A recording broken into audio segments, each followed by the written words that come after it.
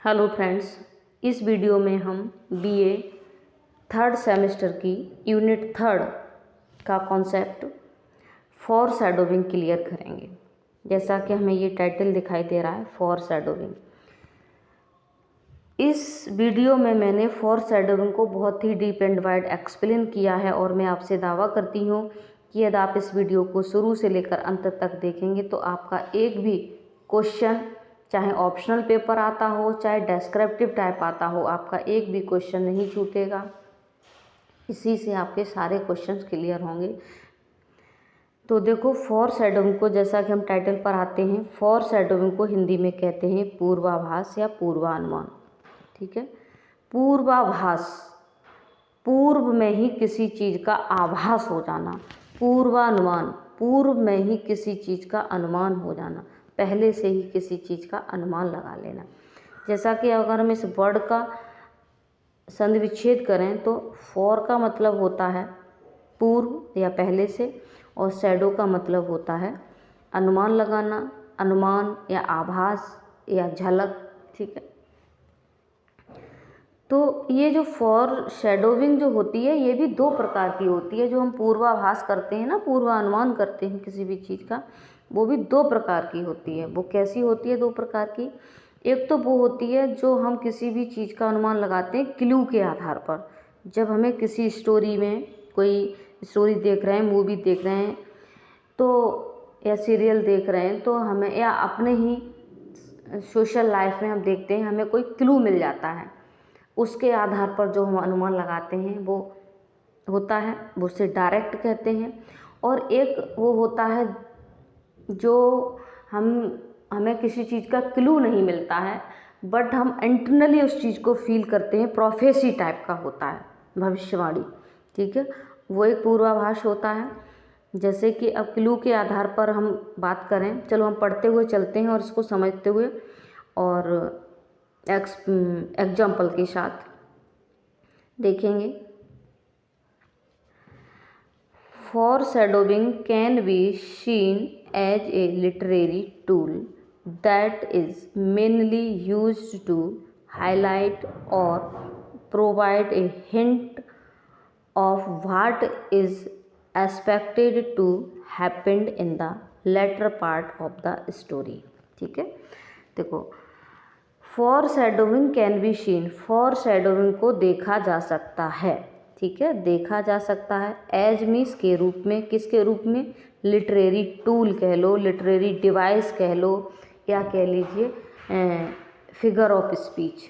ठीक है, that is mainly used, that means जो, मेनली मीन्स मुख्य रूप से, यूज्ड मीन्स प्रयोग किया जाता है, टू हाईलाइट करने के लिए, और प्रोवाइड देने के लिए, हिंट, हिंट कि व्हाट इज एक्सपेक्टेड, जिसकी उम्मीद की जाती है, या जो, what is expected, what means जो या जिसकी, एक्सपेक्टेड मीन्स उम्मीद की जाती है, हैपेंड मीन्स घटित होने की, in the latter part of the story, story का जो भाग बचा है, आगे वाले भाग में क्या होने जा रहा है या क्या होगा, इसकी एक्सपेक्टेशन की जाती है।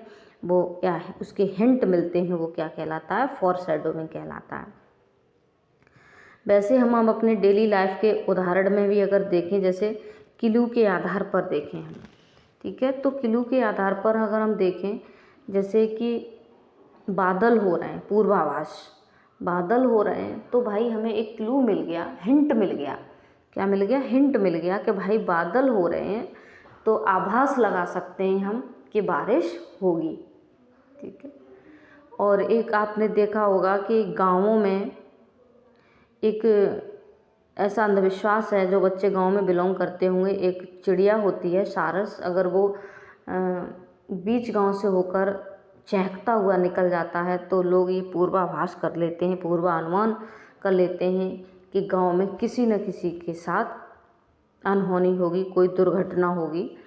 तो और हम 2-4 दिन बाद देखते हैं कि कुछ अनहोनी हो ही जाती है। ठीक है, तो ये क्या होते हैं? कुछ क्लू के आधार पर पूर्वानुमान होते हैं। और कुछ जो होते हैं वो क्या होते हैं? क्लू नहीं मिलता हमें, लेकिन फिर भी वो सत्य होती हैं, जैसे प्रोफेसी टाइप होते हैं, भविष्यवाणी टाइप होते हैं।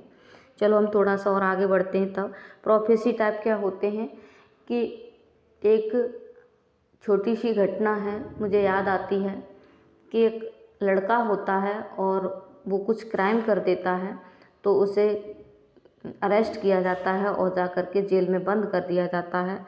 और थोड़ी देर बाद वो चिल्लाता है कि मुझे इस जेल से निकालो निकालो, इस जेल की छत गिरने वाली है, ये गिरने वाला है, गिरने वाला है। पहले तो वहाँ के लोग जो होते हैं, स्टाफ होता है, कि वो लोग ये गलत फहमी में रहते हैं कि ये निकलने के लिए, जेल से भागने के लिए ये कह रहा है। लेकिन फिर सोचा कि चलो इसको निकाल के दूसरी जगह शिफ्ट कर देते हैं। फिर उसको निकाल करके दूसरी जेल में शिफ्ट किया जाता है और थोड़ी देर बाद देखते हैं तो वो क्या होती है, छत धड़ाम से गिर जाती है। तो ये एक प्रोफेसी होती है, मतलब प्रोफेसी टाइप का पूर्वानुमान होता है जिसमें हमें क्लू नहीं मिलता। इसको कहते हैं हम डायरेक्ट। एक इनडायरेक्ट होता है और एक इनडायरेक्ट होता है। ठीक है, आगे पढ़ते हुए चलते हैं। देखो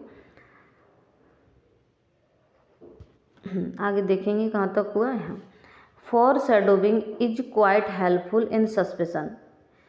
इज क्वाइट हेल्पफुल क्या होता है, फॉर शैडोइंग हेल्पफुल होता है इन सस्पेंशन, सस्पेंशन क्रिएशन में हमें सस्पेंशन होता है, एक शंका होती है।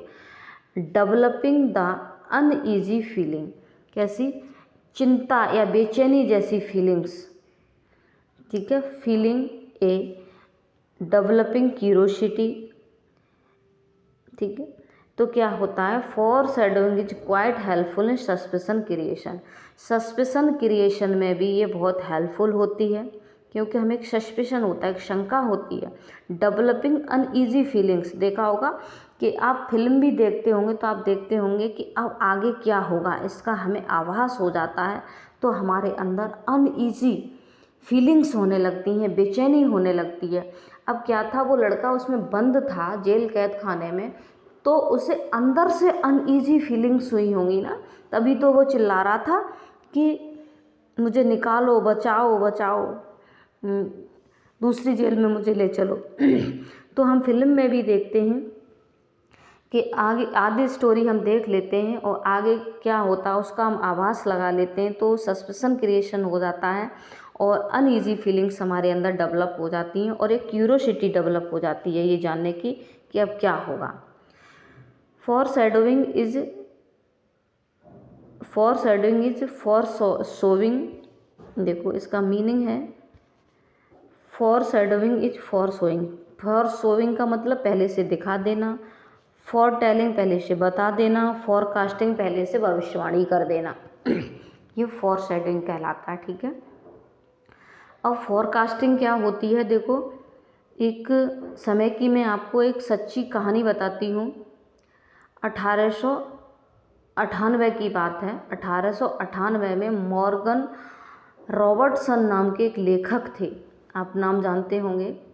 1898 में उन्होंने एक फिक्शन लिखा था। फिक्शन होती है काल्पनिक कहानी।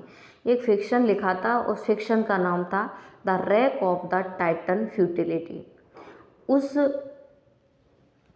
फिक्शन में उन्होंने ये आशंका जताई थी, ये लिखा था कि एक टाइटन नाम का एक जहाज़ होगा बहुत बड़ा, और वो क्या होगा कि पहली बार अटलांटिक महासागर में क्या कर रहा होगा, यात्रा कर रहा होगा, तो एक हिमशिला से टकराएगा वो, और टकरा करके बहुत सारे लोग, हजारों लोग जल समाधि ले जाएंगे।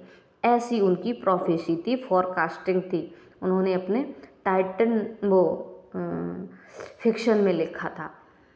तो फिर दोस्तों लगभग उसके 14 साल बाद, टाइटन नाम 14 साल बाद ये घटना सच साबित हुई कि टाइटन नाम का एक वो था, जहाज़ था, वो क्या हुआ कि उसमें शिला से टकराया, टकरा करके वो डूब गया। तो इसमें लगभग 2500 लोग सवार थे और 2500 लोग में से 800 लोग लगभग बचे थे। 1400 लोग ने उसमें डूबकर, समुद्र में डूबकर अपनी जान दे दी, मतलब वो मर गए सब डूब करके। तो इस तरह से ये क्या होती है, फोरकास्टिंग होती है। तो मैंने आपको पहले ही बताया 2 तरह का फोरशैडोइंग होता है। एक तो फोरकास्टिंग टाइप का होता है जिसकी हम भविष्यवाणी टाइप कर लेते हैं, अंदर से अनईजी फीलिंग्स होने लगती हैं, और एक होता है वो जिसके हमें क्लू मिल जाते हैं, हिंट मिल जाते हैं, उसके आधार पर हम फोरशैडोइंग करते हैं। चलते हैं आगे। अब देखेंगे इसके types of foreshadowing. Commonly foreshadowing can be represented in 2 different manners. Commonly सामान्यतः फोरशैडोइंग को कैन बी रिप्रेजेंटेड दर्शाया जा सकता है इन 2 डिफरेंट मैनर्स, 2 डिफरेंट मैनर्स में। क्या होते हैं, पूछ सकता है यहाँ पर फोरशैडोइंग कितने प्रकार की होती है। How many types of the foreshadowing, 2 types, direct and indirect. देखो एक ये है डायरेक्ट एंड इनडायरेक्ट। तो डायरेक्ट को पढ़ेंगे। This is type of foreshadowing in which there is an open indication. ठीक है, this is an type of foreshadowing, ये इस प्रकार की फोरशैडोइंग होती है, पूर्वाभास होता है, इन विच जिसमें there is an open indication, जिसमें क्या होते हैं, खुले इंडिकेशन मिल जाते हैं, हमें संकेत मिल जाते हैं, बाय द स्टोरी, स्टोरी के द्वारा, अबाउट द प्रॉब्लम, प्रॉब्लम के बारे में, ट्विस्ट किसी भी मोड़ के बारे में और किसी भी घटना के बारे में, किसी भी घटना के बारे में, किसी भी ट्विस्ट, क्या मोड़ आने वाला है स्टोरी में और क्या प्रॉब्लम होने वाली है, इसके कुछ इंडिकेशंस हमको मिल जाते हैं। तब हम क्या करते हैं, उसका अनुमान लगाते हैं। तो ये मैंने आपको बताया था डायरेक्ट होता है जिसमें हमें कुछ क्लू मिल जाते हैं, इंडिकेशंस मिल जाते हैं। ठीक है, तो देखिए इंडिकेशंस मैंने आपको बताया, पहले उदाहरण दिया कि यदि बादल हो रहे हैं और हम अनुमान लगा लेते हैं ये बादल बरसने वाले हैं। 2 तरह के बादल होते हैं, एक बादल बरसने वाले हैं तो अनुमान लगा लेते हैं कि बारिश ज़रूर होगी। मौसम में उमस होती है, बादल हो रहे होते हैं तो हमें इंडिकेशन मिल जाते हैं कि बारिश होगी। और कहीं धुआं उठा हुआ है, मान के चलिए धुआं उठा हुआ है, और तो हमें क्या इंडिकेशन मिल गया कि धुआं तभी उठेगा जब कहीं आग लगी है। ठीक है, और बस एक स्टोरी और एक बताई थी मैंने आपको कि जैसे गांव में एक अंधविश्वास है, सुपरस्टिशंस है कि अगर सारस गांव के ऊपर से निकल जाता है तो ये इंडिकेशन होता है कि गांव में कुछ अनहोनी होने वाली है, किसी की डेथ होगी या कुछ मिस हैपनिंग होगी, और हमें वो 1-2 दिन बाद देखने को उसका परिणाम मिल जाता है। तो देखेंगे, आगे चलते हैं। The dialogue of the character, comments of the manners, prologue of the prophecy can be used और direct method. Dialogue of the character, character का जो डायलॉग है, कैरेक्टर्स के dialogues, comments of the narrators, वर्णनकर्ता के कमेंट्स, और prologue और the prophecy, prologue या प्रोफेसी।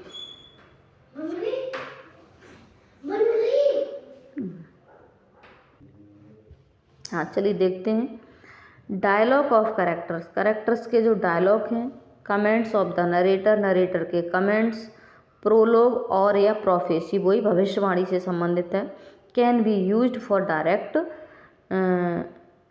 फोरशैडोइंग, डायरेक्ट फोरशैडोइंग में इनका प्रयोग किया जाता है। ठीक है, आगे चलते हैं।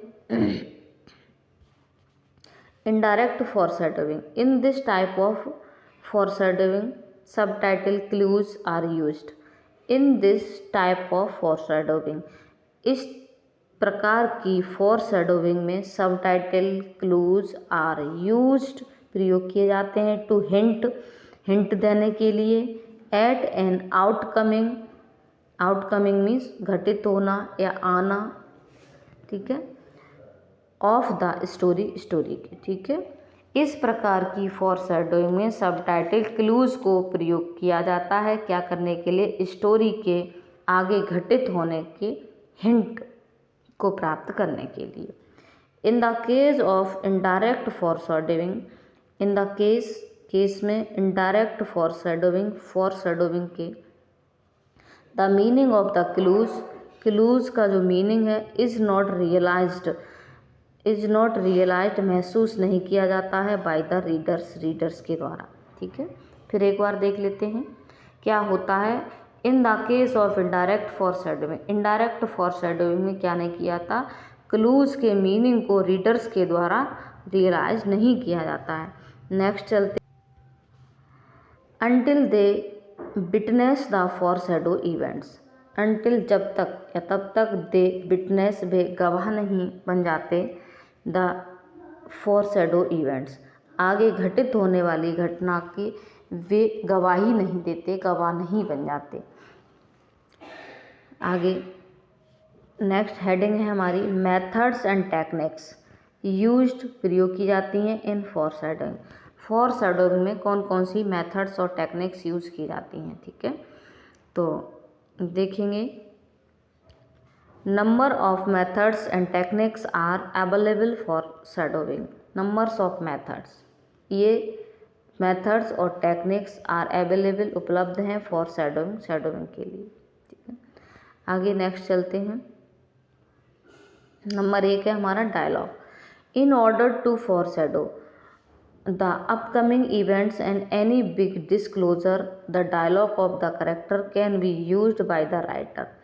इन ऑर्डर टू मीन्स के लिए, फॉरशैडो पूर्वाभास के लिए, अपकमिंग मीन्स आने वाली या घटित होने वाली, इवेंट्स मीन्स घटना, एंड एनी बिग डिस्क्लोजर और कोई भी बड़ा डिस्क्लोजर, डिस्क्लोजर होता है जैसे कोई भी कह लीजिए प्रकटीकरण, कोई भी चीज़ सीक्रेट हो उसको डिस्क्लोज किया जाए, उघारा जाए, पर्दा हटाया जाए, तो एनी बिग डिस्क्लोजर और the dialogue of the character can be used, प्रयोग किया जाता है बाय द राइटर, राइटर के द्वारा। This type foreshadowing can be done with the help of joke. This type of foreshadowing, इस प्रकार की फॉरशैडोइंग में, पूर्वाभास में, पूर्वाभास कैन बी डन हो सकता है विद द हेल्प मीन्स मदद से, जोक और an offend comments, an offend comments और जोक्स की मदद से फॉरशैडोइंग हो सकता है। टाइटल नेक्स्ट है हमारा title, foreshadowing important events in the story can be done using title of the novel और शॉर्ट स्टोरी, ठीक है।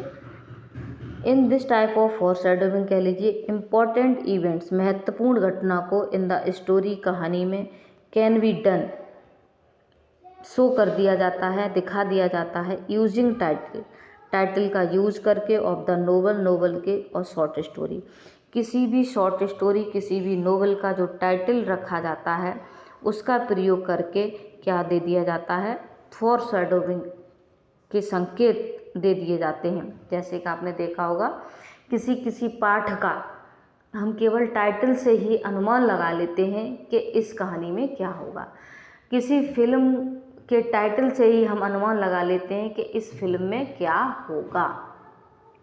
बहुत सारी ऐसी फिल्म, ऐसे ड्रामा होंगे जिनका टाइटल से ही अनुमान लगाया जा सकता है, ठीक है, फॉरशैडोइंग, पूर्वाभास किया जा सकता है। नेक्स्ट चलेंगे setting. Setting, the choice writers make about the setting, choices जो होती हैं राइटर मेक करता है, अबाउट मीन्स बारे में, सेटिंग और atmosphere of the story, story के, ठीक है, कैन फॉरशैडोइंग इवेंट्स और वेल, ठीक है।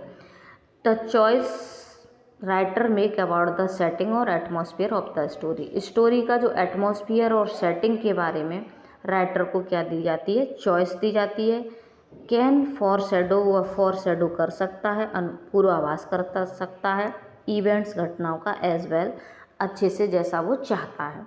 मतलब सेटिंग जब स्टोरी की जाती है, कहानी कोई भी लिखी जाती है, तो उससे पहले क्या किया जाता है कि राइटर को उसकी एटमॉस्फियर और सेटिंग करने के लिए क्या एटमॉस्फियर देगा, क्या सेटिंग देगा, उसका घटनाओं का फॉरशैडो, पूर्वाभास करने के लिए उसे क्या मिलती है, चॉइस होती है उसके पास, कि उसको, जैसे हम कोई भी स्टोरी लिख रहे हैं, ठीक है, तो उसमें क्या है, हमें क्या सेटिंग, एटमॉस्फियर, ये सब किसका, हम पहले से ही अपने दिमाग में सब स्कीमा बना लेते हैं, मेकअप कर लेते हैं।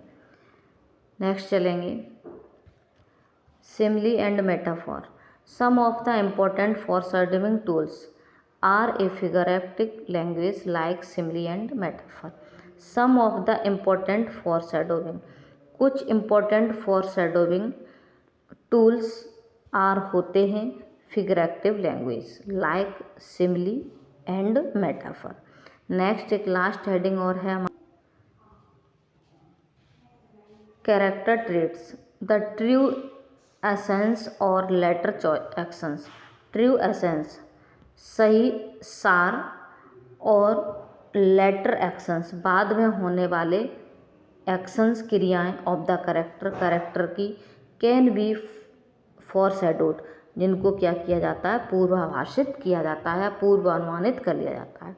मतलब ट्रू एसेंस करेक्टर का, ठीक है, मतलब स्टोरी का ट्रू सेंस, ठीक है, एसेंस कह लीजिए, ट्रू एसेंस सच्चा सार, लेटर एक्शन बाद में घटित होने वाले एक्शंस ऑफ ए करेक्टर के क्या कर दिए जाते हैं, कैन बी फोरशैडोड, पहले से ही क्या कर दिए जाते हैं, पूर्वाभाषित या पूर्वानुमानित कर दिए जाते हैं. बाय देयर अपीयरेंस, उसकी अपीयरेंस से, अफेयर्स से और उसके मैनरिज्म से, उसके मैनरिज्म से, उसके किससे, जैसे किसी भी कैरेक्टर की पर्सनैलिटी अपीयरेंस से ही हम सब कुछ आइडियाज़ लगा लेते हैं, ठीक है, कैरेक्टर की. जैसा कि हमें टाइटल दिखाई दे रहा है कैरेक्टर्स ट्रेट्स, कैरेक्टर की जांच, ठीक है. इस तरह से ही हमारा टॉपिक क्लियर हो जाता है. मुझे उम्मीद है ये आपको समझ में आया होगा. तो हम मिलेंगे नेक्स्ट वीडियो में. Thank you. जय हिंद.